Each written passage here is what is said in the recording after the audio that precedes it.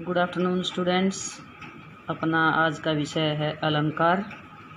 अलंकार का साधारण सा अर्थ है आभूषण या गहना, और काव्य में प्रयोग के अनुसार इसका अर्थ होगा अलंकृत करना और शोभा बढ़ाना।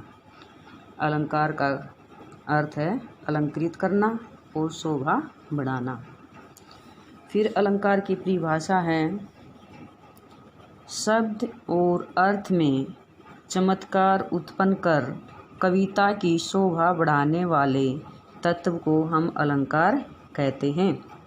कि वे तत्व जो शब्द और अर्थ में चमत्कार उत्पन्न करते हैं और कविता की शोभा बढ़ाते हैं, उन तत्वों को हम अलंकार कहते हैं। अलंकार के 3 प्रकार हैं बच्चों। कौन कौन से हैं? शब्दालंकार, अर्थालंकार और उभयालंकार। शब्दालंकार की परिभाषा है जहाँ शब्दों के प्रयोग से काव्य सौंदर्य में वृद्धि होती हो उसे शब्दालंकार कहते हैं। शब्दों के प्रयोग से काव्य सौंदर्य में वृद्धि होती हो उसे शब्दालंकार कहते हैं। फिर दूसरा है अर्थालंकार। अर्थालंकार की परिभाषा बच्चों जहाँ शब्दों के अर्थ के प्रयोग से काव्य सौंदर्य में वृद्धि होती हो वहाँ अर्थालंकार होता है। फिर तीसरा अलंकार है बच्चों उभयालंकार। उभयालंकार में है, उभय का मतलब होता है बच्चों दोनों। दोनों का मतलब यहाँ क्या लगेगा? शब्द और अर्थ। जहाँ शब्द और अर्थ दोनों के प्रयोग से काव्य सौंदर्य में वृद्धि होती हो वहाँ उभय अलंकार होता है। फिर बच्चों शब्दालंकार के 3 उदाहरण हैं। 3 अलंकार आते हैं शब्दालंकार में। कौन कौन से? अनुप्रास अलंकार आता है, यमक अलंकार आता है और श्लेष अलंकार आता है। ये तीनों अलंकार शब्दालंकार के भेद हैं। फिर अनुप्रास अलंकार की परिभाषा बच्चों जहाँ व्यंजनों की बार बार आवृत्ति हो या आवृत्ति के कारण चमत्कार उत्पन्न हो वहाँ अनुप्रास अलंकार होता है। जैसे चारु चंद्र की चंचल किरणें खेल रही हैं जलथल में। यहाँ बच्चों च वर्ण की पुनरावृत्ति हुई है। जैसे चारु में च है, चंद्र में भी च है और चंचल में च है, तो च वर्ण की बार बार आवृत्ति के कारण यहाँ पर अनुप्रास अलंकार है। फिर दूसरा है बच्चों यमक अलंकार। यमक अलंकार की परिभाषा है जहाँ एक शब्द का एक से अधिक बार प्रयोग हो परंतु प्रत्येक बार उसका अर्थ भिन्न भिन्न हो वहाँ यमक अलंकार होता है। यहाँ बच्चों शब्द एक होगा और प्रयोग एक से अधिक बार होगा उसका और अर्थ भी भिन्न भिन्न निकलेंगे, तो वहाँ पर कौन सा अलंकार होगा बच्चों? यमक अलंकार। इसका उदाहरण है जैसे कनक कनकते सोगुनी मादकता अधिकाय, इही खाए बोराए नर उही पाए बोराए। यहाँ बच्चों कनक शब्द एक है परंतु इसका प्रयोग 2 बार हुआ है। कनक कनक, एक कनक का मतलब है धतूरा और एक कनक का मतलब है धन दौलत या सोना।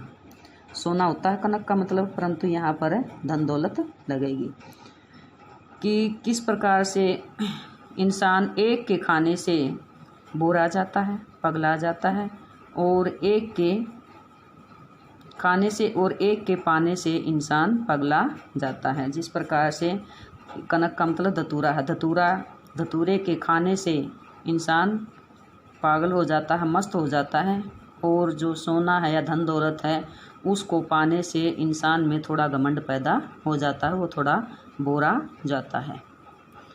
तो इस प्रकार से बच्चों ये था यमक अलंकार। तीसरा है श्लेष अलंकार। श्लेष अलंकार की परिभाषा बच्चों, जहाँ पर एक शब्द एक ही बार प्रयोग होगा, परंतु उसके अर्थ दो निकलेंगे, एक से अधिक निकलेंगे या दो अर्थ निकलेंगे, वहाँ श्लेष अलंकार होता है। जैसे बच्चों, रहीमन पानी राखिए, बिन पानी सब सोन, पानी गए न उबरे, मोती मानुष चोन। यहाँ पानी शब्द एक है, परंतु इसके अर्थ तीन निकल रहे हैं। पानी शब्द एक है, परंतु प्रयोग भी एक बार ही हुआ है इसका। तो रहीमन पानी राखिए, यहाँ रहीम जी का दोहा, रहीम जी कहना चाहते हैं कि इंसान को पानी को सुरक्षित रखना चाहिए। इसके तीन अर्थ निकलेंगे बच्चों, एक तो पीने वाला पानी, जल, और एक पानी का अर्थ है मान मर्यादा, कि रहीमन पानी राखिए, बिन पानी सब सोन, पानी गए न उबरे, मोती मानुष चोन। कि हमने जल को सुरक्षित रखना चाहिए, बर्बाद नहीं करना चाहिए, और इंसान को अपनी मान मर्यादा को बचा करके रखना चाहिए।